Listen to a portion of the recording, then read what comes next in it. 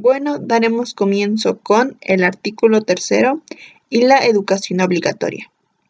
El marco normativo de la educación en México parte de la base establecida en el artículo tercero de nuestra Carta Magna, lo cual establecía los principios de libertad y laicidad, tanto en los establecimientos públicos como particulares, y gratuidad de la educación.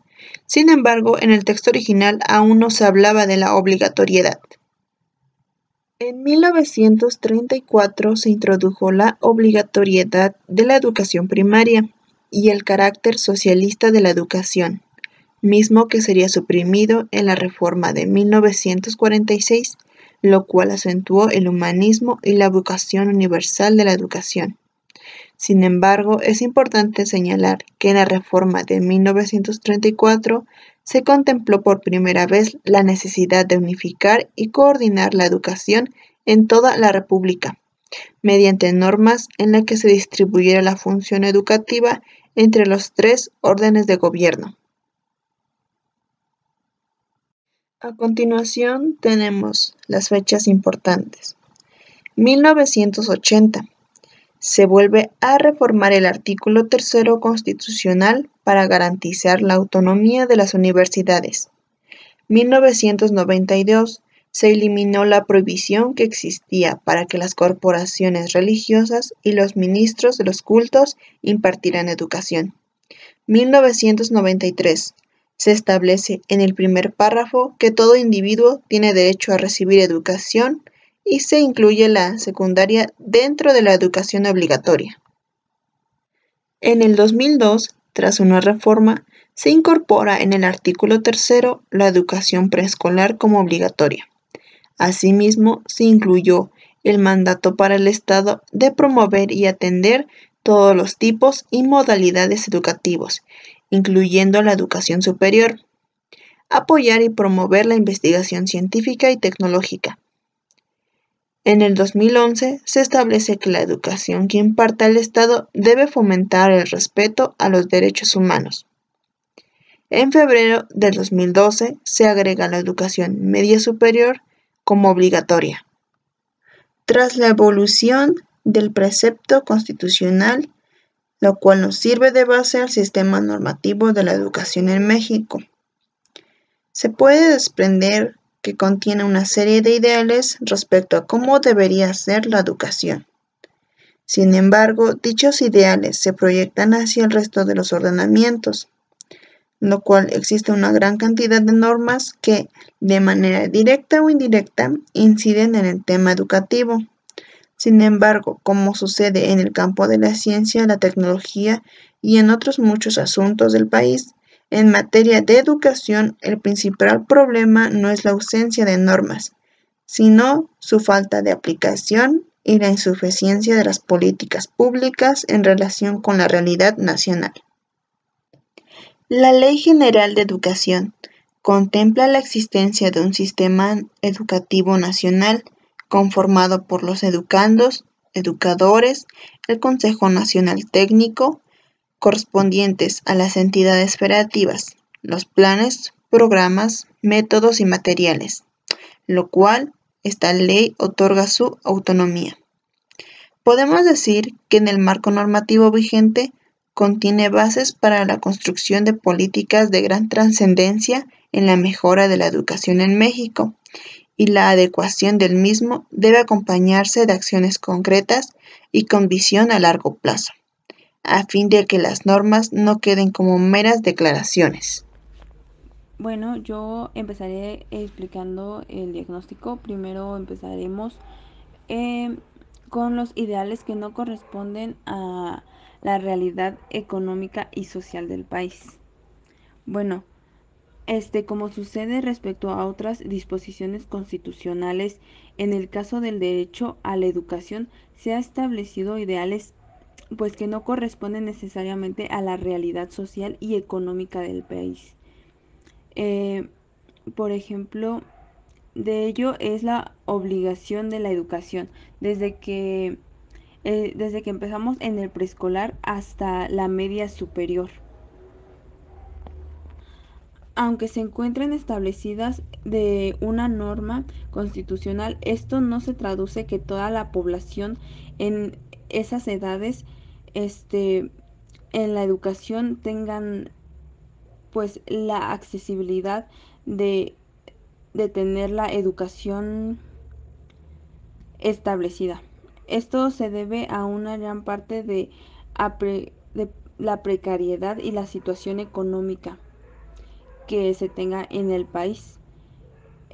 También los ingresos de la familia que sean insuficientes, y a eso se va de que haya pues niños y adolescentes trabajando, así tengan que abandonar y descuidar sus estudios.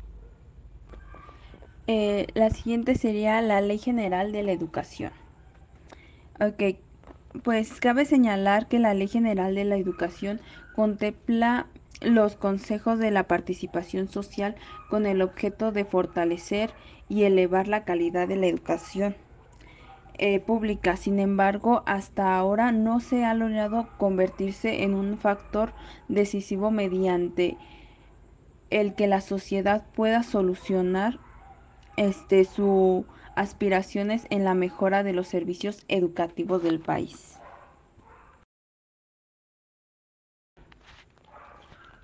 Bueno, otro problema fundamental es que no se ha logrado el ideal del constituyente permanente, de unificar y coordinar la educación en toda la República, pues vemos que en algunas entidades en la educación reciben un apoyo, mientras que en otras entidades podemos ver el sesgazo educativo y el analfabetismo. Bueno, ahora comentaré sobre el artículo 30, fracción 8 y el artículo 73, fracción 15. Bueno, la Constitución establece que estos artículos, el Congreso tiene facultades para distribuir la función educativa entre la Federación y los estados y los municipios, así como para fijar las aportaciones correspondientes a ese servicio público. Bueno, el siguiente punto es importante señalar que entre los problemas que se aquejan a la educación, especialmente al nivel superior, se encuentra el retraso de la entrega de recursos a la IS, debido a la falta de una norma que prevé su entrega oportuna. Además, estos se ven afectados por la inclusión de condicionamiento para el otorgamiento de fondos, los cuales podrían afectar a su autonomía. Bueno, ahora les hablaré un poco sobre el artículo 25 de la Ley General de la Educación y también del artículo 9 de la Ley de la Ciencia y la Tecnología. Bueno, cabe resaltar que el artículo 25 de la Ley General de la Educación establece que al menos el 1% de la PIB, que es el Producto Interno Bruto, que pues es una medida del valor de todos los bienes y servicios finales producidos en un país durante pues su periodo de un tiempo determinado, generalmente pues en un año, ¿no? Este se debe destinar a la investigación científica y el desarrollo tecnológico de las instituciones educativas superior pública. Sin embargo, en el artículo 9 de la Ley y la Ciencia de la Tecnología señala que el momento anual que el Estado federativo y municipios destinen a las actividades de la investigación científica y el desarrollo tecnológico deberá ser un gasto nacional de este rubro. No podrá ser menor al 1% del PIB, lo que pues lo anterior lleva a la confusión, por no haber una definición precisa de lo que se entiende por gastos nacionales y si el monto equivale al 1%, debe comprender o no instituciones, pues instituciones públicas. Bueno, ahora les hablaré sobre la ley reglamentaria del artículo 50. De las profesiones en el Distrito Federal y su reglamento prevén que las prestaciones del servicio social de estudiantes debe remunerarse. Esto generalmente pues no se cumple. O pues bien, a los estudiantes se les otorga una beca con un apoyo insuficiente para sus estudios. Y las becas que otorgan normalmente pues no son suficientes para todos los alumnos. Eso provoca pues que no todos tengan un apoyo suficiente. Propuestas. Es necesario revisar los mecanismos de revalidación e incorporación de estudios incluyendo criterios cualitativos, con el fin de que las normas establezcan criterios que eleven la calidad de los servicios educativos que prestan los particulares, así como la revisión de planes y programas de estudio. 2. Se propone que se reglamente la competencia de la Federación para vigilar que las denominaciones de los establecimientos de educación superior correspondan a su naturaleza. 3. Que sea conveniente ponderar que se emita una Ley General de Educación Superior que comprenda temas fundamentales como los siguientes: normas precisas, definición de los principios que rigen la educación superior, sistema de educación superior y subsistemas, procedimientos más precisos y transparentes, mecanismos de planeación y coordinación, criterios sobre la calidad educativa, derechos y obligaciones, sistemas de evaluación y acreditación, estímulos y apoyos académicos, transparencia y rendición de cuentas y responsabilidades. 4. Emitir una NOM que establezca estándares mínimos para que una institución pueda considerarse de educación superior.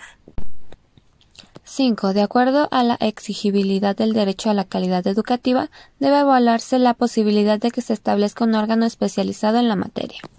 6. También se necesita evaluar el funcionamiento de los consejos de participación social contemplados en la Ley General de Educación. 7. Un tema relacionado con la calidad en la formación de recursos humanos es el de la certificación profesional. Al respecto, se propone una reforma constitucional a fin de que se faculte al Congreso para legislar en materia de profesiones y que se expida una Ley General de Profesiones, asimismo que se pondere la certificación obligatoria y la colegiación.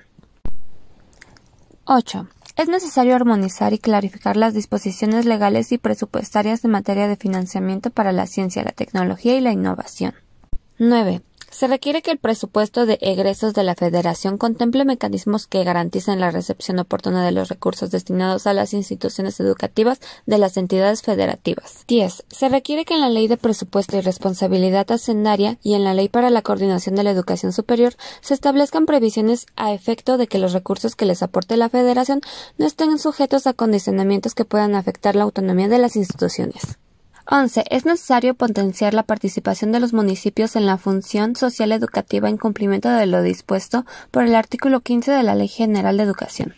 12. En materia de proyectos de inversión productiva, investigación aplicada y de innovación tecnológica, pueden aprovecharse los esquemas contemplados en la Ley de Asociaciones Público-Privadas. 13. Con el fin de ampliar la cobertura y mejorar la calidad de los servicios educativos, es necesario insistir en la necesidad de que se posibiliten las erogaciones plurianuales para las IES a través de una reforma a la Ley General de Educación y la Ley para la Coordinación de la Educación Superior. 14. En el artículo 32 de la Ley General de Educación se señala que las autoridades educativas tomarán medidas tendientes a establecer condiciones que permitan el ejercicio pleno del derecho a la educación de cada individuo, una mayor equidad educativa, así como el logro de la efectiva igualdad de oportunidades de acceso y permanencia en los servicios educativos. Para dar cumplimiento a esa disposición se requieren acciones afirmativas que promueven la equidad en los apoyos a la educación.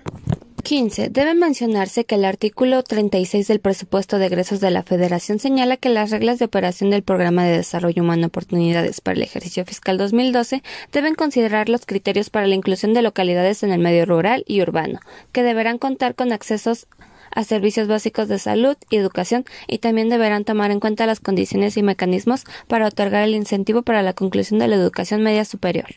16. Es necesario que se dé cumplimiento y se hagan los ajustes que requiera la normatividad en materia de la prestación del servicio social, así como hacer las previsiones presupuestales necesarias, a efecto de que se remunere el servicio social de los estudiantes en términos de los ordenamientos mencionados. 17. Para lograr la observancia de las normas, es necesario que se haga efectivo lo establecido por el artículo 3, fracción 8 de la Constitución, así como en el capítulo 8 de la Ley General de Educación, respecto a las sanciones que deben aplicarse a quienes no cumplan o no hagan cumplir las disposiciones en materia educativa. Bueno, y para concluir tenemos la distribución de competencias en materia educativa. Como primer punto tenemos las facultades de la Federación y en ellas se encuentra la Ley General de la Educación. Los puntos que nos menciona en esta es determinar para la República los planes y programas de estudio para la educación básica, normal y formación de maestros de educación básica. También regular un sistema nacional de créditos de revalidación y equivalencias. Asimismo, establecer el calendario escolar de la educación básica, normal y formación de maestros de educación básica. Y como algo muy importante tenemos realizar exámenes de evaluación para certificar que los educadores y autoridades educativas son aptos para relacionarse con los educandos de acuerdo con la normatividad nacional e internacional. Y por último tenemos planeación, programación y evaluación del sistema educativo nacional. En esta también tenemos la Ley para la Coordinación de la Educación Superior, y en esta nos dice que promover, fomentar y coordinar acciones que vinculen la planeación institucional de la educación superior con prioridades que demande el desarrollo integral del país. También auspiciar y apoyar la celebración y aplicación de convenios para el desarrollo de la educación superior entre los niveles de gobierno. Fomentar la evaluación del desarrollo de la educación superior y apoyar la educación superior mediante la asignación de recursos públicos federales.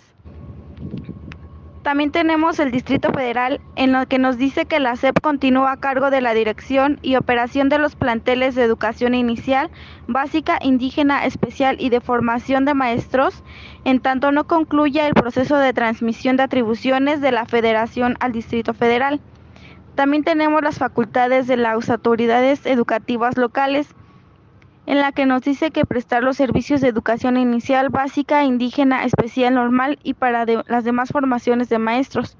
También revalidar y otorgar equivalencias de estudios de la educación básica, normal y de formación de maestros de educación básica.